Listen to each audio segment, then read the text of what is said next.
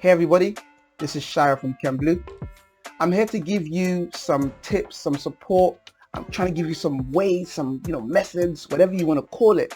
But I'm not just trying to help you improve your mindset towards sales. I'm helping to make you more comfortable in sales.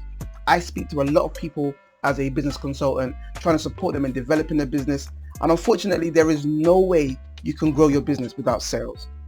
And unfortunately, I know you don't want to hear it, but as the entrepreneur, as the business owner, as the pioneer, the visionary, the leader of your small business, you usually have to be the person who spearheads sales.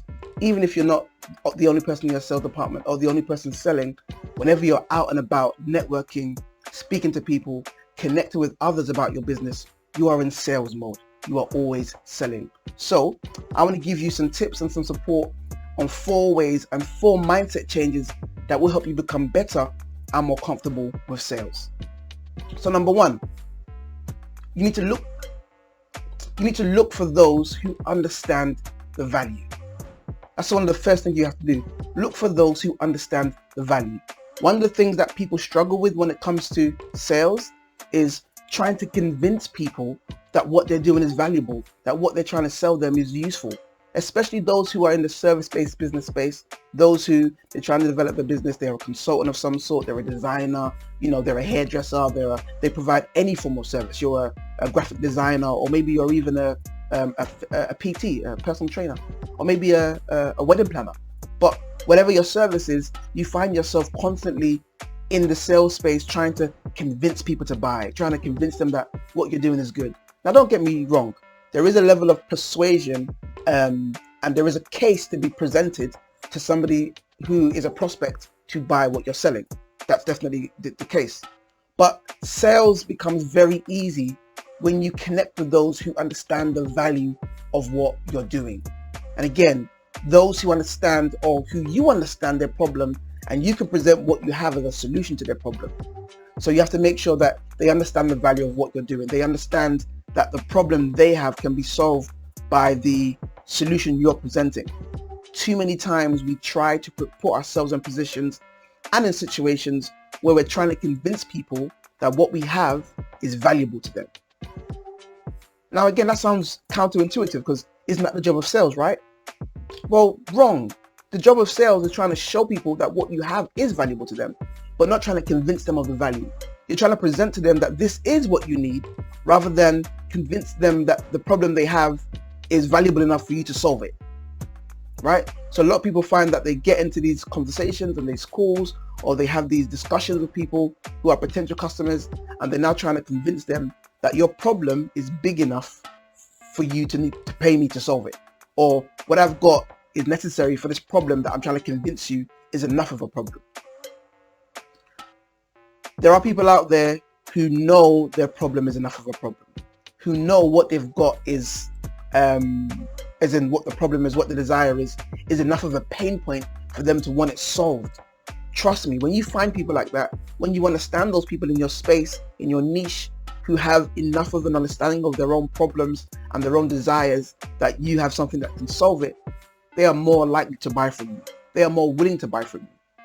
There's something called prospect awareness. And often we are going for people who we're trying to educate them about their problem, to the extent whereby we're trying to convince them they even have a problem. So they will never understand the value of what you're bringing if you're trying to convince them that they even have a problem.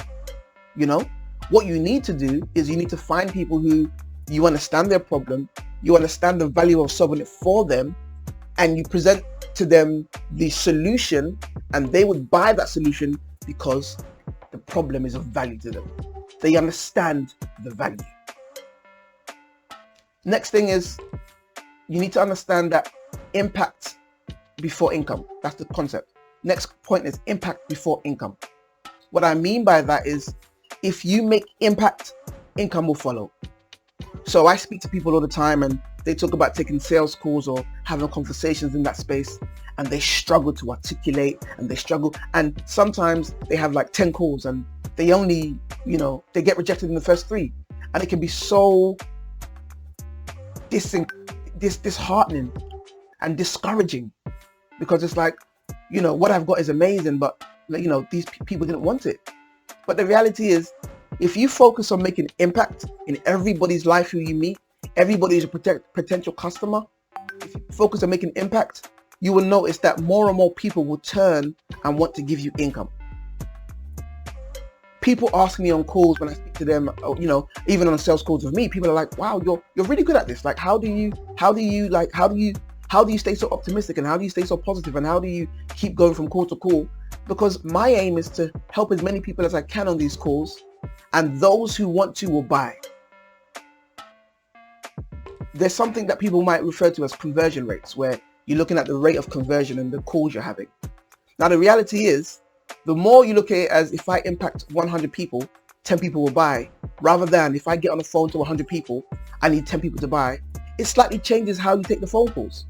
If you're actually saying to yourself, if I want to make X amount, I need to make sure I help 100 people, your attitude on those phone calls will be very, very authentic and trying to give the most you can in terms of help to those people on those phone calls.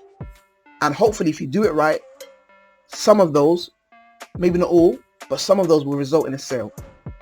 But honestly, the moment you change your mindset in that way and begin to see it in that way, you'd find it be a lot easier, and it'd be a lot more of an enjoyable process. Because I assume that what you want to do as a business owner anyway is provide value, and what you want to do is change lives and change environments and change situations for people.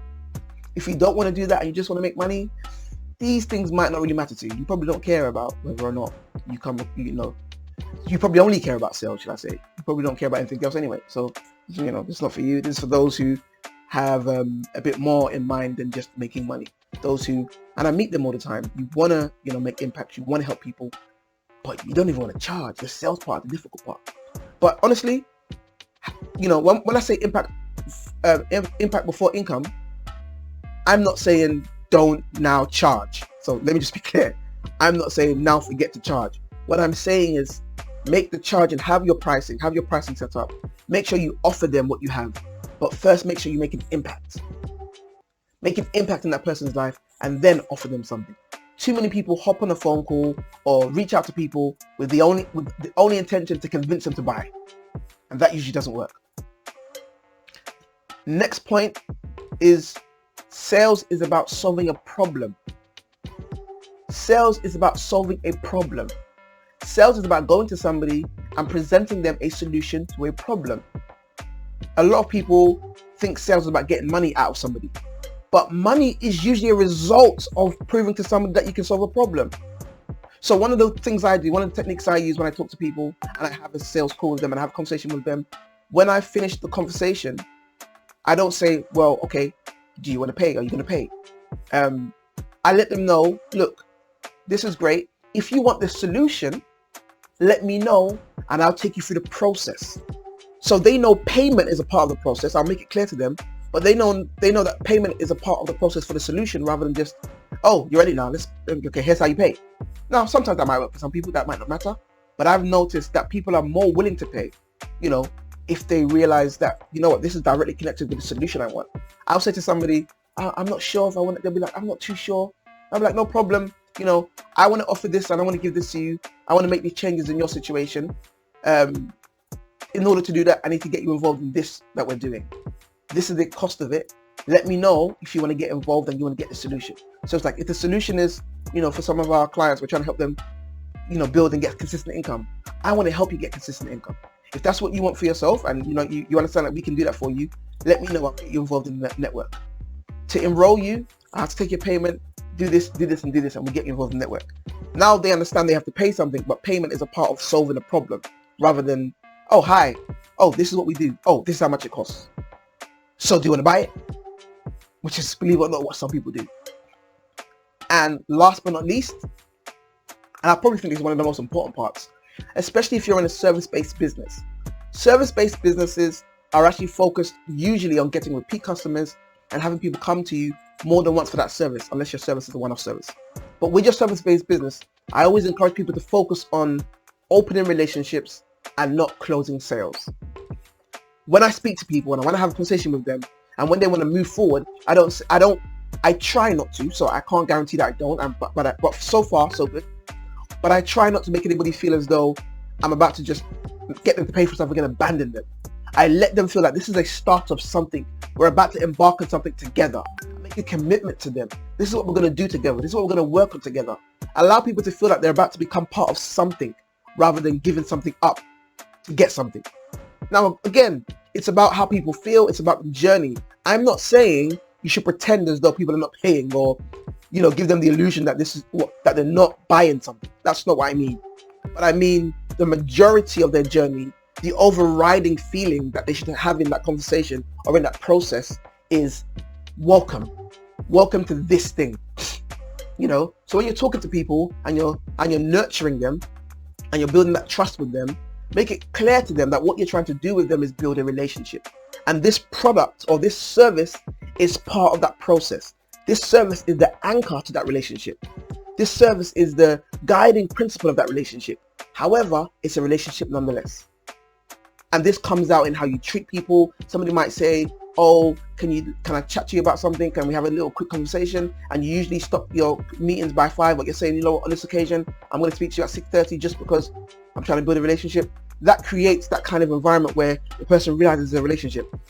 Now, of course, if there are certain boundaries you need to keep for the sake of, you know, family or whatever, keep those boundaries. So I'm not saying throw your boundaries out to make money. No, I'm talking about try to be authentic in how you build a relationship. So be formal, be professional, but also be nice, be courteous, be kind, where you can, of course. And make sure this is all within a remit of ensuring that your business is staying in the black and not going to the red. So I don't mean you should do any of this to the detriment whereby you're losing money, but do this as a part of making money. So I hope those were very useful to you. Just a quick recap. We're talking about looking for those who understand the value. They understand the problem is big enough for them that they want it solved and they can see the value in you solving that problem. Number 2, focus on impact before income. The more people you help, the more people you impact, the more people who will buy. It's like the more people you help and that you impact, the more that will buy. It's almost like a karma, for lack of better words. There's no way you're going to keep helping people and have pricing and services that no one will buy. If no one's buying, then you might have to double check if you're actually helping them. The third one is sales is about solving a problem. So in how you speak to people, in how you interact with them, even when you're going to get them to pay, let them know that what you're doing is all geared towards solving this problem they have rather than giving them something that you just need money for. And last but not least, focus on opening relationships and not closing sales. And I'm talking about in your language and how you interact with people. Let them know they're about to start something with you, not they're about to lose something with you. Yeah? And again, some of these things sound like, well, duh, obviously, but it's about you remembering them and implementing them into every area of your sales process, every area of your campaign, every area of your funnel. It's very important that you look at these things and you consider all these elements as you're building your service-based business. I hope this was useful. For those who are interested in knowing more about what we do, please visit our website, www.kenblu.com.